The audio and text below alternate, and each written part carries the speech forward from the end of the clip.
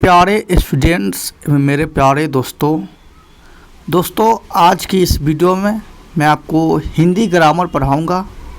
पूरा शुरू से लेकर अंत तक पढ़ाऊंगा, ठीक है, बेसिक से लेकर एडवांस तक। और ये आपके सारे एग्ज़ाम जो कॉम्पिटिटिव एग्ज़ाम होते हैं या क्लास 10th 9th या 11th 12th बोर्ड की एग्ज़ाम में हिंदी ग्रामर पूछे जाते हैं, तो यहाँ से आपको कवर हो जाएंगे, ठीक है। तो सारा चैप्टर पढ़ाने का मैं प्रयास करूंगा और ये लंबा वीडियो रहेगा, तो आराम से अपने अनुसार देखिएगा। तो स्टार्ट करते हैं। हिंदी व्याकरण क्या पढ़ना है? हिंदी व्याकरण, ठीक है। तो हिंदी व्याकरण पढ़ने से पहले तुम्हारे लगा जानते हैं कि पहले हिंदी क्या होता है, तब मैं आपको व्याकरण बताऊंगा। तो आप लोगों में से मैं पूछूंगा कि बताइए हिंदी क्या है, तो आप बताइए सर हिंदी हमारी मातृभाषा है, यानी कि हमारी मातृभाषा हिंदी है, यानी हम लोग हिंदी भाषा में बोलते हैं। जैसे मैं आपको अभी पढ़ा रहा हूँ तो हिंदी भाषा में पढ़ा रहा हूँ, ठीक है। भाषाएं बहुत सारी होती है, तो यहाँ पे आप समझिए कि हिंदी मातृभाषा होती है। तो आप समझते कि मातृभाषा क्या होता है। मैं पढ़ाया हूँ, हिंदी व्याकरण स्टार्ट किया हूँ, तो जानते थे कि हिंदी क्या होता है, तो आप बताएं कि मातृभाषा होते हैं। फिर मेरा अगला सवाल आप ही से है कि यह मातृभाषाएं क्या होता है। तो आप कहिएगा कि वैसी भाषाएं जो हम लोग के द्वारा शुरू से ही पूर्वज के द्वारा बोलते आ रहे हैं, उसे हम लोग मातृभाषाएं बोलते हैं, मातृभाषा कहते हैं। तो यहाँ मुझे समझ में आया कि मातृभाषा यानी कि हमारे पूर्वज जो माता पिता है, परदादा दादा या पूर्वज लोग, तो उन्होंने जो भाषाएं बोलते आए हैं उसी को हम लोग बोलते आ रहे हैं, तो उसी को हम लोग मातृभाषा बोलेंगे। इसी का आप दूसरे शब्द बोलिए कि हमारे देश में सबसे ज़्यादा हिंदी बोला जाता है, हिंदी भाषा बोला जाता है, और ये हमारी माँ की भाषा होती है, इसलिए हम लोग मातृभाषा कहते हैं। बहुत ही सरल और आसान भाषा है हिंदी, इसलिए मातृभाषा कहते हैं। तो फिर यहाँ पे मुझे ये मातृ तो मुझे समझ में आया कि माता को कहते हैं, लेकिन ये नहीं समझ में आया कि अब भाषा किसे कहते हैं, ठीक है। मैं स्टार्ट किया था हिंदी व्याकरण, फिर हिंदी पूछा, तो आप बोले कि हिंदी मातृभाषा है, तो मातृ तो मेरे को समझ में आ गया कि माता होता है, पर भाषा क्या होता है, तो अब भाषा आप चर्चा करेंगे। आप लोग से पूछूंगा कि बताइए भाषा क्या होता है। तो आप लोगों में से बोलिएगा कि भाषा जैसे हम लोग कोई चीज़, अपना विचार है, भावना है, कुछ भी कार्य प्रक्रिया, काम बातचीत, ये सब किसी न किसी एक प्रॉपर माध्यम से करते हैं, उसी हम लोग भाषा कहते हैं।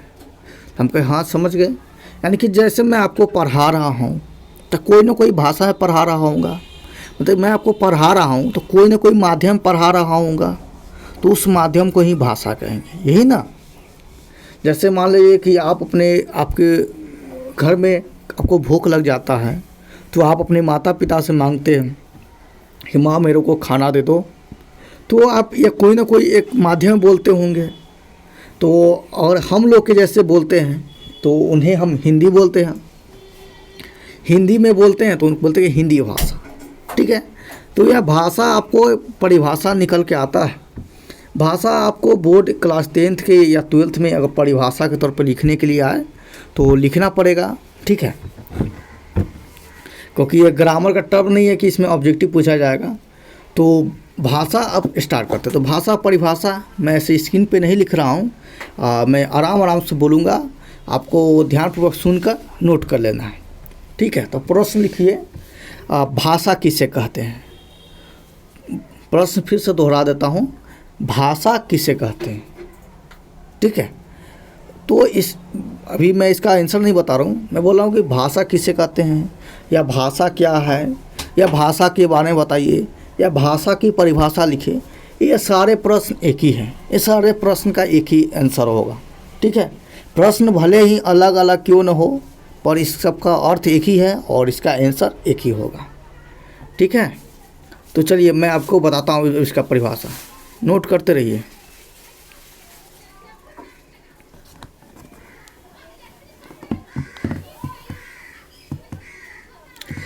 सॉरी, मैं इसलिए कर रहा हूँ कि ये सेट नहीं किया हुआ।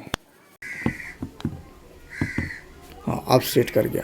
अब लिखिए, भाषा वह माध्यम है, भाषा वह माध्यम है जिसके द्वारा हम लोग अपने विचारों व भावनाओं को दूसरों लोगों के साथ साझा करते हैं, भाषा कहलाता है। ठीक है, यानी कि भाषा वह माध्यम है जिसके द्वारा हम लोग अपने विचार व भावना को किसी दूसरे व्यक्ति से या दूसरे लोगों से साझा करते हैं, बांटते हैं। तो इस माध्यम को हम लोग भाषा कहते हैं। आपको समझ में आ गया? ठीक है, अब ये तो परिभाषा हो गया। एग्जाम्पल मैं आपको थोड़ा समझा देता हूँ ताकि ज़्यादा दिन याद रहे आपको। देखिए, जैसे मान लीजिए आपको क्या है कि आपको भूख लग गई है, तो भूख लग गई है तो आपके अंदर क्या फीलिंग आ गया, यानी कि अनुभव महसूस हो रहा है भूख का। तो उसे आप अपने दोस्तों में या घर के माता फैमिली में बांटेंगे, उसको कहेंगे देखो मेरे पेट में भूख लग गया, चूहा कूद रहा है, मेरे को खाना दो। तो ये आप क्या अपना फीलिंग किसी को बताए, तो जिस माध्यम बताए उसी को, उस माध्यम को भाषा कहते हैं। इस तरह जैसे मान लीजिए मैं कहीं पर जा रहा हूँ और मैं हरे सूखे पत्ते को देखकर मेरे मन में विचार आया। सूखा पत्ता गिरा हुआ था तो मैंने देखा कि पेड़ से पत्ते गिर रहे हैं, तो मेरे मन में विचार आया कि से प्रत्येक पुराना चीज़ गिर जाता है और नया चीज़ आ जाता है। इसी विचार को मैं अब किसी दूसरे में साझा करूँगा तो कोई ना कोई माध्यम चाहिए, तो उस माध्यम को ही मैं क्या बोलूँगा, भाषा बोलूँगा। ठीक है, यहाँ पर हूँ तो मैं हिंदी भाषा माध्यम इस्तेमाल करूँगा, विदेश में रहता, दूसरे कंट्री में रहता तो इंग्लिश भाषा इस्तेमाल करता या और कोई दूसरा भाषा इस्तेमाल करता। ठीक है, आपको इतनी समझ में आ रही होगी। ठीक है, और ताकि आपको इस वीडियो में ही पूरा समझ में आ जाए। ठीक है, स्पीड मेरा धीमा होगा तो आप फास्ट कर लीजिएगा। ठीक है, तो इतना आप आसानी से समझ गए कि भाषा क्या होता है। ठीक है, और भी है, एग्जाम्पल मैं दूंगा तो भटेरे दे सकता हूँ। भटेरे मतलब विभिन्न बहुत प्रकार के दे सकता हूँ। ठीक है, अब बात आती है कि भाषाएं को व्यक्त कितने तरीके से किया जा सकता है। यानी कि भाषा, जो भी भाषा में समझिए कि एक माध्यम होता है जिसमें हम लोग अपने विचार, भावना, इमोशन, सारी अन्य सारी चीज़ों को किसी दूसरे व्यक्ति से साझा करते हैं तो भाषा कहते हैं। लेकिन कितने तरीके से करते हैं, कितने तरीके से बांटते हैं? हाँ बोल।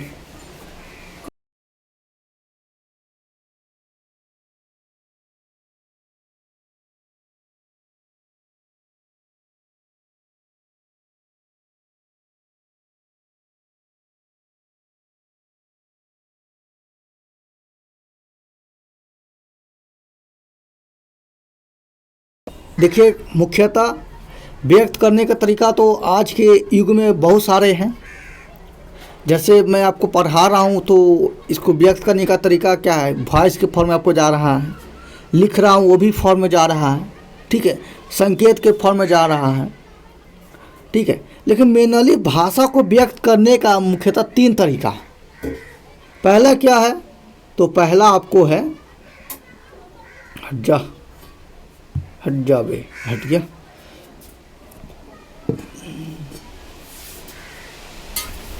तो पहला तरीका है क्या है, सांकेतिक तरीका। रुकिए बैक करता हूँ। पहला तरीका है आपको मौखिक, भले यहाँ पे लिखा थोड़ा हैंडराइटिंग बढ़िया नहीं होगा, हाथ से ही लिख रहा हूँ। दूसरा है लिखित,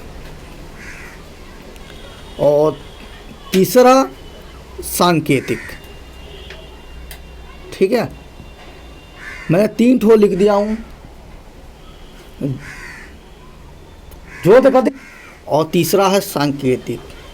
ये जो सांकेतिक आपको दिख रहे हैं, ये है ना कोई कोई सब्जेक्ट में, क्योंकि भाषा आपको ये हिंदी में नहीं पढ़ना है, इंग्लिश में भी पढ़ना है, कम्युनिकेशन स्किल भी पढ़िएगा तो उसमें भी ये पढ़ना रहता है। तो कहीं कहीं पे यह सांकेतिक को नहीं दिया जाता है, इसको हटा दिया जाता है, इसको मौखिक में ही इंक्लूड कर दिया जाता है। ठीक है, पर आपको बेसिक पे याद रखना है कि भाषा को 3 तरह से व्यक्त कर सकते हैं। आप पहला है आपको मौखिक, दूसरा है लिखित, तीसरा है सांकेतिक। ठीक है, इतना आपको समझ में आ गया। चलिए, अब मौखिक क्या कैसे व्यक्त करेंगे, लिखित कैसे व्यक्त करेंगे और सांकेतिक कैसे व्यक्त करेंगे, चलिए आपको बताते हैं। तब तक आप सोच लीजिए कि कैसे व्यक्त करेंगे। आप ये वीडियो देख रहे हैं तो कमेंट भी कीजिए कि मौखिक में कैसे व्यक्त करेंगे लिखकर।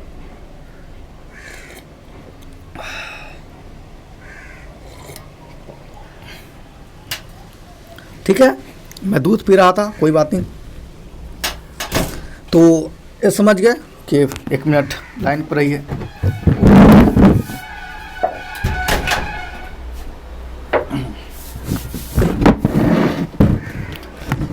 चलिए अब बताते हैं। देखिए, मौखिक मतलब होता है बोलकर।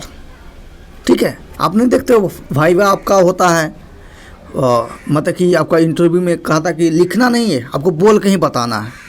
जैसे आपका नाम पूछेगा, घर उर पूछेगा, क्या पढ़ते हैं, या आपसे कोई प्रश्न करेगा तो आप उसका आंसर बोल के देते हैं ना, तो वही मौखिक होता है।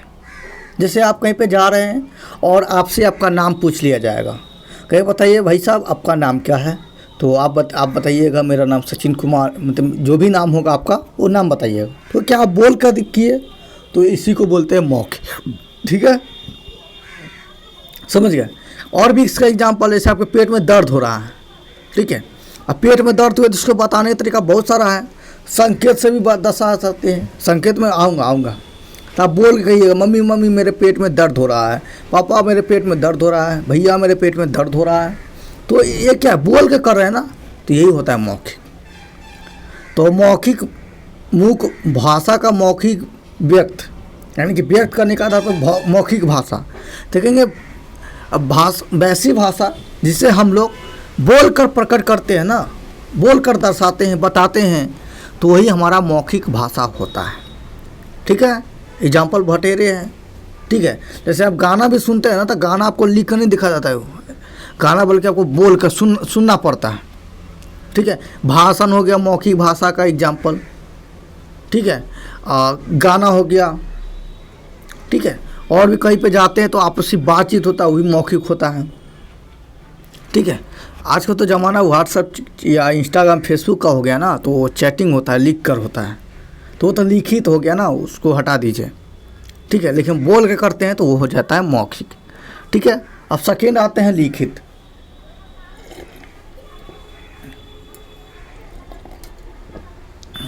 चलिए अब लिखित बताते हैं क्या होता है।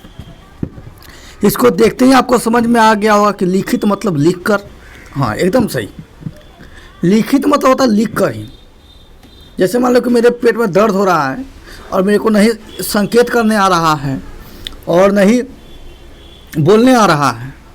ठीक है, तो मैं उसको लिख कर दे दूँगा कि देखो, या कोई व्यक्ति दूर है उसको मुझे दिखाना है, मैं अपना इमोशन, विचार और भावना को दिखाना है, तो उसके लिए मुझे मौखिक से काम नहीं चलेगा। पास में रहेगा तो मैं चिल्ला लूँगा, ओ भाई मेरे को ये चीज़ हो रहा है, मेरे को ये हो रहा है, मेरे ये पास में रहेगा तो बोल कर हो सकता है।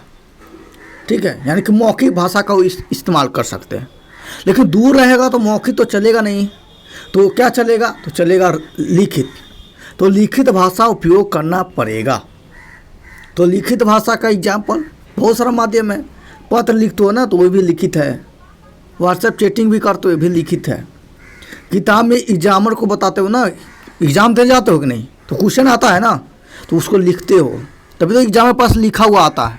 क्योंकि एग्जामिनर चेकने वाला जो है वो आपके बगल में थोड़ा बैठा रहता है, वो तो बहुत दूर बैठा रहता है ना, बैठा या खड़ा भी हो सकता है, तो वहाँ पे रहता है ना, तो वो आपका कॉपी लिखा हुआ जाता है, तो हो गया लिखित। ठीक है, तो लिखित भाषा का भी आप परिभाषा लिखना चाहे तो लिख सकते हैं, क्योंकि भाषा का वह माध्यम, ठीक है, या वैसी भाषा जिसके द्वारा हम लोग अपने विचारों भावना को लिख कर प्रकट करते हैं, लिख कर दर्शाते हैं, उसे हम लोग लिखित भाषा कहते हैं। क्या कहते हैं? लिखित भाषा कहते हैं।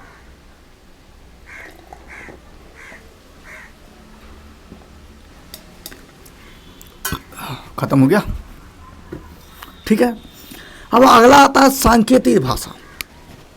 मैं स्क्रीन पे नहीं लिख रहा हूँ, बोला आप समझ सकते हो, पर आप ध्यान सुनिएगा तो वो कंसेप्ट क्लियर हो जाएगा।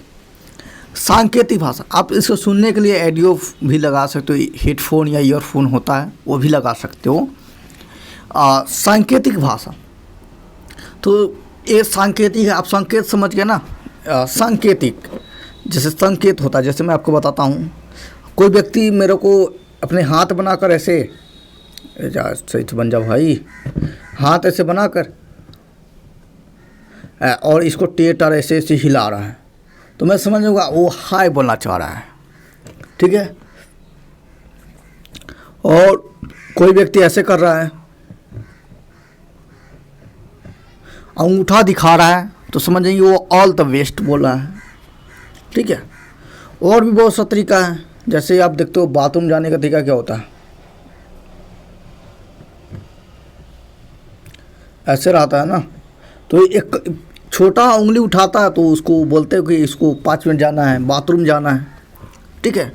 तो सांकेतिक, ये सब क्या सांकेतिक है, इसमें हम लोग नहीं बोलते हैं, नहीं लिखते हैं, बल्कि अपने अंगों का और चेहरा का हाव भाव का इस्तेमाल करते हैं, ठीक है।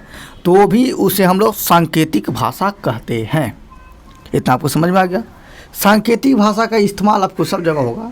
आप बाइक चलाएंगे ना, मतलब ट्रैफिक लाइन में, तो वहाँ पे आपको लाल बत्ती, हरी बत्ती और पीली बत्ती दिखाई देता है, तो भी क्या है, आपको सांकेतिक है, ठीक है। उसमें क्या होता है, सिग्नल जो है वो सांकेतिक है। उसमें आपको लाल दिखाता है, लाल, रेड कहता है भाई साहब खतरा का निशानी है, रुक जाओ। पीली बत्ती दिखाता है आपको, येलो लिख देता हूँ, येलो, वो कहता है भाई स्टार्ट हो जाओ, मतलब कि रेडी हो जाओ। और ये ग्रीन जैसी मिलेगा, ग्रीन, तो आपको चलना शुरू कर देना होगा, ठीक है। ये बेसिक है, आप लोगों को पता होगा, लेकिन बच्चे भी वीडियो देखते हैं तो उनके लिए भी, क्योंकि बच्चों को तो पता नहीं होगा ना, कि गांव के बच्चे हो तो खासकर उनको पता नहीं होगा कि लाल बत्ती रुकने के लिए होता है, और पीली बत्ती स्टार्ट करने के लिए होता है, और हरी बत्ती चलने के लिए होता है, ठीक है। ट्रैफिक लाइट पे जाते हैं तो लाल बत्ती है तो रुक जाओ, पीली बत्ती जल गया तो गाड़ी चालू कर लो, और हरी बत्ती जल गया तो चलना शुरू कर दो, यही होता है ना, ठीक है। तो इस तरह आप कर सकते हो। अब बात आगे की आती है, क्या बात आगे की आती है कि सर ऐसे सांकेतिक भाषा है तो इतना उपयोगी है, तो आप बोले कहीं कहीं पे इसको नकार दिया जाता है, मतलब इसको नहीं पढ़ा जाता है, मौखिक में ही इंक्लूड कर दिया जाता है। ऐसा इसलिए करते हैं क्योंकि बात हुआ कि सांकेतिक भाषा है ना, और उसका प्रयोग हर एक जगह अलग अलग होता है। आपको हम बताएं कि भाषा सभी जगह उसका उपयोग जहाँ जहाँ हो रहा है उसका एक ही अर्थ होता है। जैसे मैं पानी पीऊँगा, तो ये क्या है, इसका अर्थ आपको सब जगह सेम मिलेगा, ठीक है। मैं पानी पीऊँ कहने का मतलब वो पानी पीना चाह रहा है, वो पानी पिएगा, ठीक है। लेकिन सांकेतिक का अर्थ अलग अलग हो जाता है। जैसे मैं आपको एक और बताता हूँ, जैसे आपको अंगूठा ही कोई दिखाता है तो कोई कहीं पर ऑल द बेस्ट बोला जाता है, तो कहीं पर लाइक का बटन होता है, ठीक है। यूट्यूब पर नहीं तो अंगूठा आता लाइक का, उल्टा है तो डिसलाइक का, ठीक है। और कहीं पर अंगूठा दिखाता है उसको ठेंगा एक टर्म इस्तेमाल करते हैं, नहीं कहते ठेंगा ढेंगा इस टाइप से ठेठ लैंग्वेज में। तो ये हो गया सांकेतिक का, ठीक है। तो इस सांकेतिक को सब जगह नहीं पढ़ा जाता है, लेकिन अभी भी बहुत ज़्यादा उपयोग इसका होता है, ठीक है। तो ये मैंने भाषा को व्यक्त करने का बताया हूँ। अब आगे मैं बता रहा हूँ आपको अगला क्या, कि भाषा क्या होता है कि कुछ जगह चेंज होते जाता है। सॉरी इतना समझ गए भाषा को व्यक्त करने का। आगे मैं बताऊँगा कि भाषा कौन कौन माध्यम है, मतलब हिंदी, उर्दू, फारसी, इंग्लिश, ये सभी बताऊंगा। इससे पहले मैं आपको बताना चाह रहा हूँ कि भाषा होता है, ठीक है, लेकिन कुछ ऐसे भी भाषा होते हैं जो मतलब कि उसका रूप चेंज होते जाता है। जैसे मैं यहाँ पे बोल रहा हूँ मुझे पानी दो, कई जगह पे इसी को ऐसे बोला जाएगा, हम लोग को पानी दी है। और कई जगह इसको बोला जाएगा गिव मी वाटर। तो आप देख रहे हैं ना कि कुछ भाषा होती है, कुछ भाषा होती है जो व्याकरण के अनुसार चलती है, ठीक है। उसका हम लोग ट्रांसलेशन बना सकते हैं, अनुवाद कर सकते हैं, यानी कि एक भाषा जो है हिंदी से इंग्लिश, इंग्लिश से हिंदी, उर्दू, फारसी कर सकते हैं। लेकिन कुछ ऐसे भी होता है जिसको हम लोग नहीं कर सकते ट्रांसलेट। जैसे लिखा होगा कि हम लोग के पानी दिया, कहाँ के लिए हम लोग के पानी दे, तो इसका आप क्या ट्रांसलेट कीजिएगा? इसका अर्थ भले अर्थ इसको हिंदी में कन्वर्ट कीजिएगा, तब इसको क्या है कि आप ट्रांसलेट कर सकते हैं। लेकिन हम लोग के पानी दो, ये क्या है? तो ये भाषा नहीं है, मतलब भाषा का ही रूप है, लेकिन क्या है ये बोली है, इसको बोली बोलेंगे, ठीक है। तो आगे के वीडियो में बताऊंगा मैं भाषा और बोली में क्या अंतर होता है, बोली क्या है वो बताऊंगा, फिर इसको भाषा से कैसे अलग किया गया है, क्यों अलग रखा गया है, और बोली का इस्तेमाल कहाँ होता है वो भी मैं आपको बताऊंगा, ठीक है। इतना आपको समझ में आ गया, ठीक है। तो ये वीडियो कैसा लगा है कमेंट करके जरूर बताइए, ताकि मुझे अंदर से थोड़ा हिम्मत आए तो मैं इसका पार्ट 2 जल्दी लाऊं। फिर भी आप चाहते हैं कि इसका पार्ट 2 आए तो आप मुझे कमेंट कीजिएगा, तो मैं इसका पार्ट 2 लाऊंगा, ठीक है। मैं सारा सब्जेक्ट एक ही वीडियो बनाते हुए डाल रहा हूँ, ठीक है, ताकि मेरा कोई वीडियो देखे तो उनको अगर ज़रूरत हो पार्ट 2 का तो मैं पार्ट 2 बनाऊँगा। क्योंकि मैं बहुत व्यस्त तो सभी लोग होते हैं, मैं भी थोड़ा व्यस्त रहता हूँ। मैं ऑफलाइन ट्यूशन कोचिंग बहुत ज़्यादा चलता है, ठीक है। फिर मैं ऑनलाइन आने का प्रयास करता हूँ, ताकि कुछ बच्चे होते हैं गरीब जो ट्यूशन या कोचिंग नहीं ज्वाइन कर पाते हैं, या कोचिंग उनको समझ में नहीं आता, तो यहाँ से वो समझ सकते हैं, ठीक है, इसलिए बनाता हूँ। तो कोई अगर देख रहे हैं तो पार्ट 2 उनको चाहिए तो मैं बनाऊँगा, तो जैसे कमेंट करें ना मैं तुरंत बना दूँगा, ठीक है, भले मैं कितना व्यस्त क्यों न रहूँ, ठीक है। तो धन्यवाद, और इसे अपना प्यार दुलार जो भी है अपने तरह से दिखाइएगा, कमेंट, लाइक, शेयर, सब्सक्राइब करके।